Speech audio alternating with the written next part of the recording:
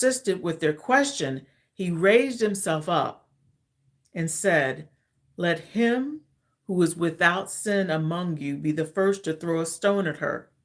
Then he bent down and went on writing on the ground with his finger.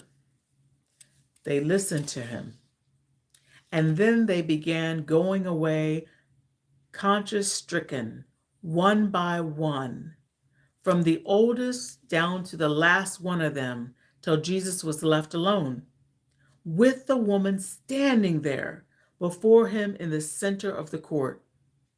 When Jesus raised himself up, he said to her, "Woman, where are your accusers?" Listen to the gentleness, the tenderness, the kindness, the sweet leadership of love. "Has no man condemned you?" She answered, "No one." "Lord,"